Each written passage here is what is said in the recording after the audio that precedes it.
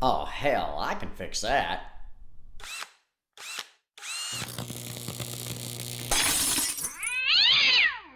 Honey! Can you bring me a Band-Aid, please? Alright guys, this deck is off my Cub Cadet, and the mower was sold to me very recently and somewhat unscrupulously. I was told there was a couple of little rust holes in the deck, and the guy was very anxious to deliver it while I was at work. So we're just going to go along here and let you have a look at it. Under the belt there.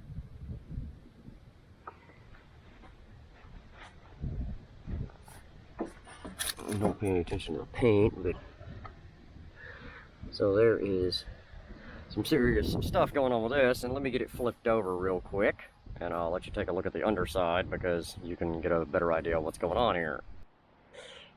Alright, so I've got it flipped up. You'll be able to see a whole lot better. There is a lot of daylight.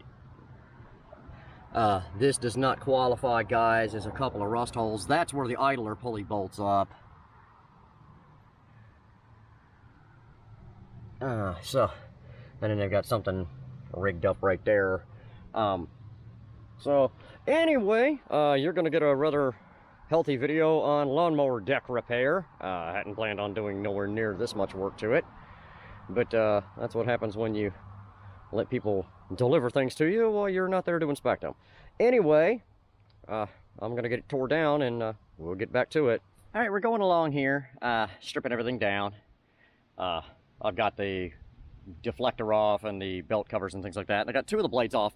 A couple of them were pretty stubborn. The first one came off easy. So what I've done, I've got my pipe wrench set on here, and we're gonna hammer the blade and hopefully pop that thing loose. So with the end of the wrench sitting there. So anyway, here we go. And I don't know if we broke that or not.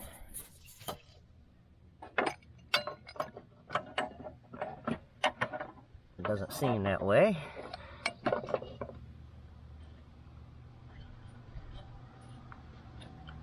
But we'll try it again. Anyway, that's going to be the process here until we get that blade to come loose. Alright, it wasn't such a chore. Like I said, I just set the pipe wrench against the deck, tapped the blade a couple of times with a hammer, and it let right go. So now we're going to finish taking the spindles off. They're held in place by 4 bolts each. I've already cracked those loose with my ratchet, so they're not anything big. We'll get those off, and then this, sorry, my shadow, that rigging that they've got going on there, and then this is what's holding the idler pulley on right now, so we got to get those off. And then we'll get it flipped back over, and we'll take a good look here and see what's good and what's not. All right, more or less I got it stripped down, and the bad news is this. That's where the idler pulley sits. You can see that's just gone. But there's good steel around it. You can see where I scraped the paint. So what we're going to do is cut out this bad section and weld in a new piece of steel here, and then weld our pulley back down. So we'll have to get on there with the cutting wheel and cut this old scrappy shit off. How it stayed on the mower, I don't know. But again, there's good steel up here that I can weld to. And then back here, we'll probably put a piece in and again tack this mounting bar down, hammer that down and re-weld that. It's pretty solid in there actually. And then the stuff on the faces of it will do what we can do with what I've got here. So anyway, I'm going to continue scraping and stripping some of this old paint, because obviously it's going to get a paint job when we're done, because we're going to be doing a lot of cutting and welding on this thing. So anyway, guys, next time you see it, it'll be stripped down just a little bit more. Oh, I forgot the front mounting bar is also loose. Don't know if you can see it. But not too bad. Again, there's some steel right here that we can weld to and get it back together. So anyway, this turned into a hell of a lot bigger project than I was planning on, but we'll make it work. Oh, P.S. Scuffed my hand. We're not busted knuckle for no reason. Alright, so I've sprayed the whole deck down with aircraft stripper, and it's still working. So it takes about 45 minutes to hopefully eat some more of this yellow paint off. I'm not too concerned about it. And you can see here that I've cut out that really rusty spot where the idler pulley sets right there. So how we're gonna address that is I've got this this junction box cover. This is pretty chunky steel. It's quite strong. Whoops. Let me see if I can do it. It's kind of hard to do one-handed, but let me see if I can get this thing into position for you.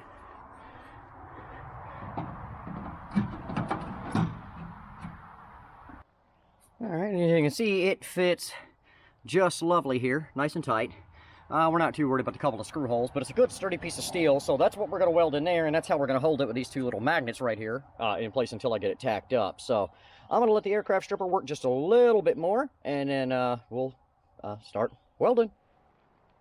All right, so our aircraft stripper is doing its thing. It takes, like I said, about 45 minutes, and it hasn't been that long, but you can see here where it's blistering the paint up. So I've got this scraper, and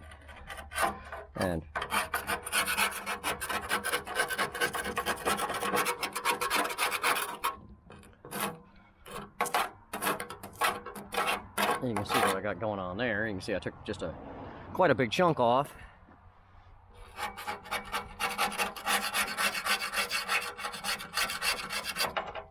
And again, letting it set full duration would be helpful. So where it's blistered it up, you just go to town with your scraper here.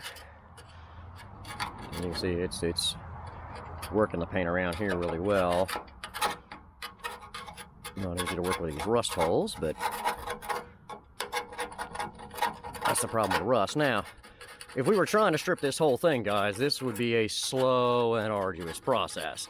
I don't really care. We just want to get the meat of it off. That doesn't mean I'm not going to take a little time with this. We're going to go slow and let it stay slow here. Not in a rush.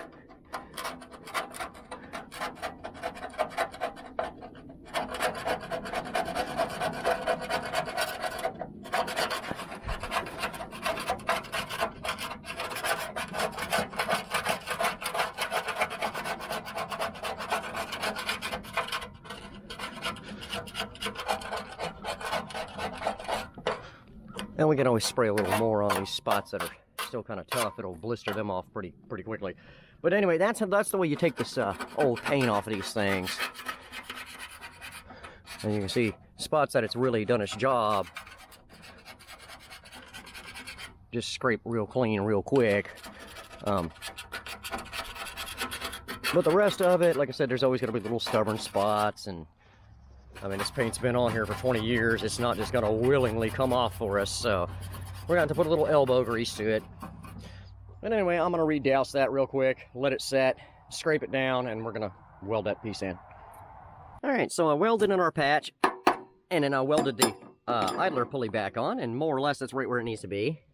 Now, there's a couple of pinholes in there, guys, but I'm not too worried about that. The plate's in good and strong. So what we'll do with the pinholes is I'll probably fill them in with like JB Weld or something like that later, just to help stop the rusting process over. But anyway, we're going to keep cutting and welding. Alright guys, so we're just about done the structural repairs on this. I'm putting in 2 more pieces of metal up here at the front. But I couldn't rob you of the opportunity to, see me do this a little bit. I'm going to keep the arc back behind this so it doesn't flash burn anybody, though I've never heard of anybody getting flash burned on camera. And I wanted to show you guys my welding mask, because this is a save face auto darkener, and while it's not the best auto darkener in the world, it may be in the running for the most stylish. So anyway, I wanted to show it off a little bit. I'm going to run this last bead here, and then we'll get on to patching some smaller holes.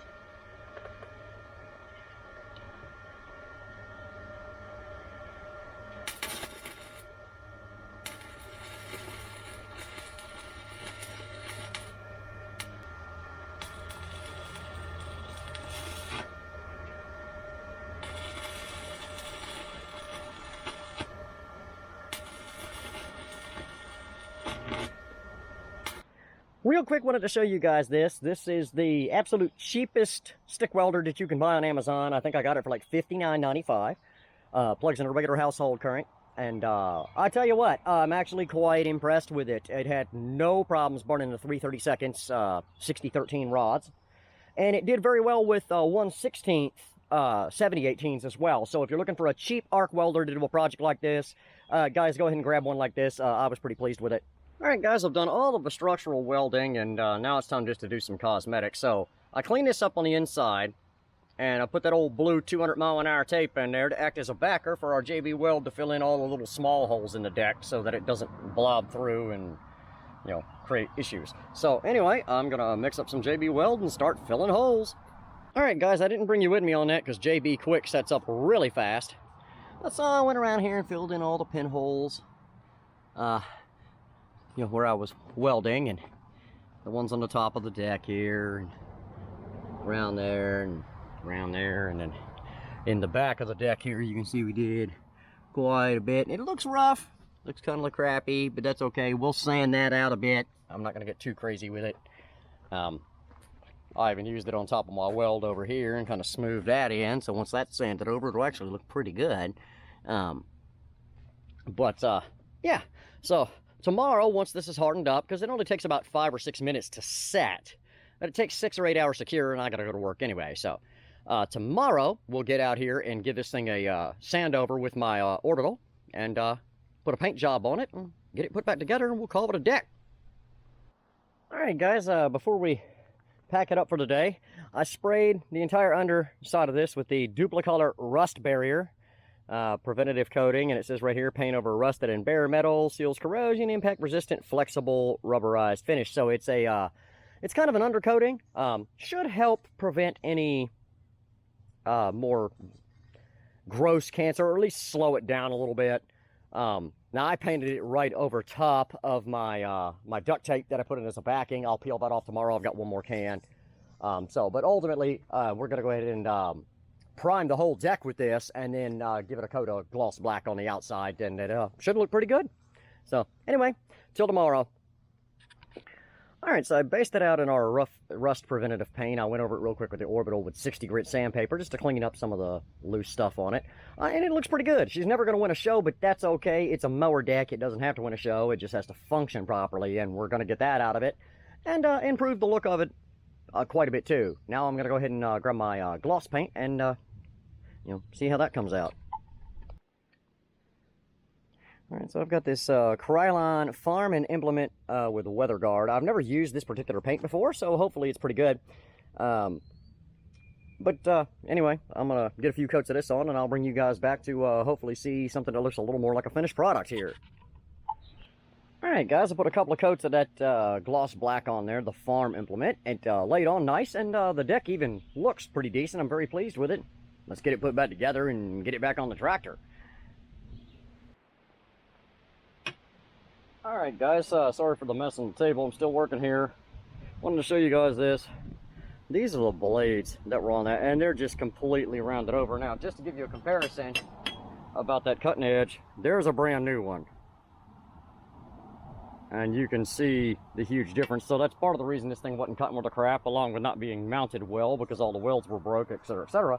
So I'm going to put my new blades on this thing, and then I'll bring you back and show you what it looks like completely reassembled. All right, guys, it's back together. Everything's been serviced and lubricated and patched and painted and welded. And like I said, while she's not a show winner, it came out pretty nice all in all. It's not a bad looking deck at this point, and anything would be better than some of the stuff that we cut out of it. This is just terrible. Anyway, I'm gonna throw it back on the mower, and we'll see if it cuts. All right, guys, we got it back on the mower. I told you it actually looks a lot better than I anticipated, and well, let's see how well it cuts now.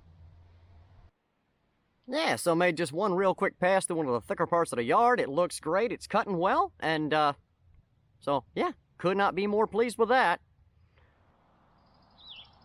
Yeah, guys, hopefully you picked up a few things and learned. I know that a project like this can be very daunting, especially to folks that haven't ever done it before, but hopefully the video points you in the right direction and makes you understand that, helps you to understand anyway, that this type of project can be done pretty easily, mostly with found materials and just a little DIY skill. Guys, if you haven't done it yet, hit that subscribe button. Turn on all notifications, as we got a lot of great content coming up for you in the future here. Give us a thumbs up. Hit us in the comments below. In the description box below, guys, I'll include links to our Facebook, and our email address if you want to drop us a line. Guys, till next time, this is Chris for Busted Knuckle DIY saying, keep wrenching. I'm going to finish cutting my grass now.